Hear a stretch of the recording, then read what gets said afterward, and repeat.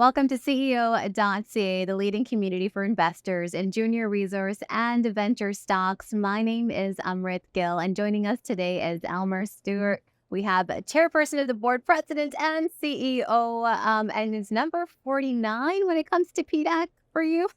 Yeah, I started coming here in 1974 and I've been here off and on ever since. And it's just gotten better every year. Yeah, and what are you looking forward to this year's conference? Well, mostly the business contacts and the business meetings.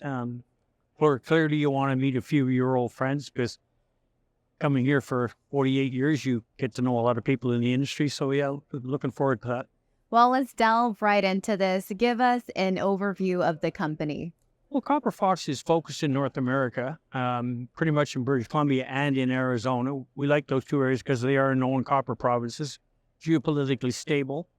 And we have five projects, two advanced stage projects. Of the five, three of the projects are at the resource stage, and then we have two exploration stage projects after that, focusing primarily on large porphyry copper systems. We like the polymetallic systems because of the byproduct credits. And we're pretty comfortable with just staying in North America and a lot easier to explore, no issues, travel short, makes it a lot of fun. And could you elaborate on some of the projects that are your key focuses? Yes, we have five, actually. We call two of them are advanced. And one of them is, the first one would be the Schaft Creek joint venture with Teck Resources. And it's a 75-25 joint venture. Teck is required to put up all the funding. And it covers a very large porphyry copper system. We are transitioning that project to the pre-feasibility stage this year, hopefully, or early 2025. The next project is an in-situ copper recovery project in Arizona. We did a PEA, and that good economics, like $644 million after tax, U.S. value at 8% discount rate, $3.15 a pound copper. We're advancing that project from a geotechnical standpoint. And then we have the Eaglehead project, which we purchased in 2021. We just printed a resource on that last year, about 340 million tons grades. It's a four-metal system. The grades are comparable to producing mines and deposits, porphyry deposits in BC.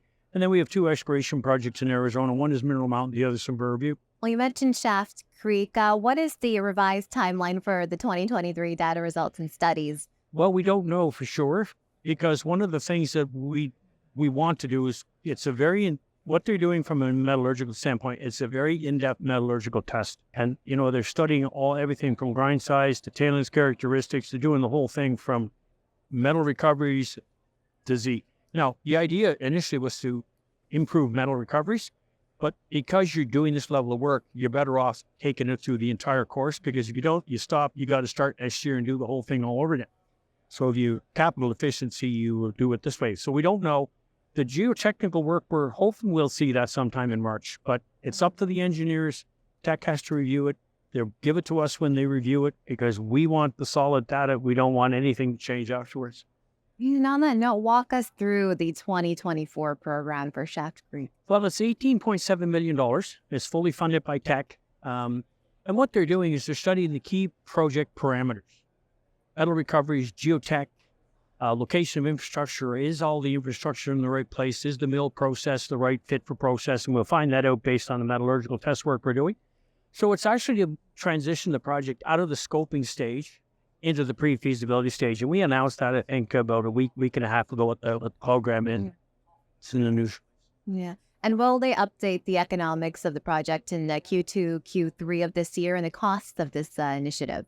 That's hard to say. We haven't had that conversation. I know internally Copper Fox is looking at possibly doing an updated resource assessment.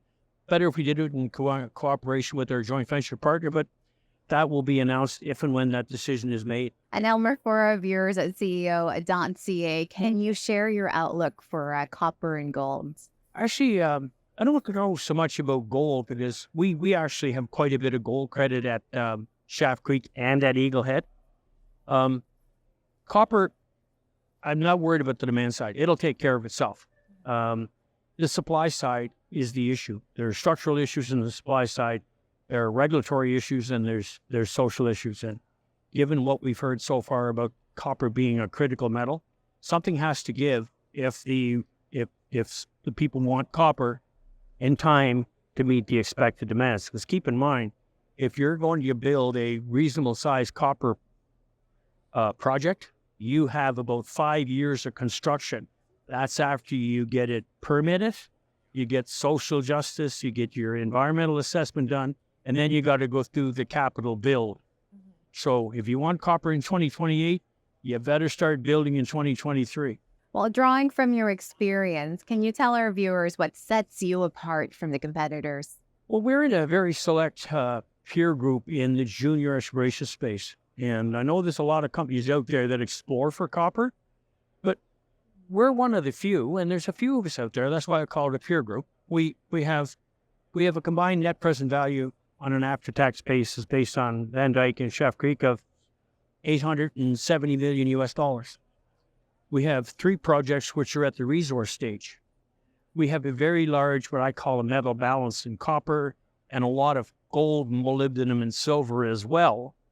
And the other thing that's very important is that the insiders since 2009, we have accumulated about 60% of the shares by funding the exploration activities of the company and purchases in the market. And anything else you'd like to share? No, that pretty much says about Copper Pops. I mean, we are going to be busy in 2024.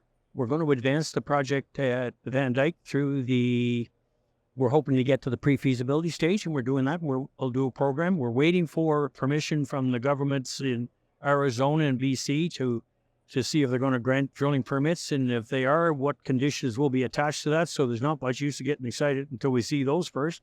And then next week, we're off to Arizona to start a field program in some review. A lot to look forward to. So thank you so much for joining us today. You're welcome. Pleasure to be here.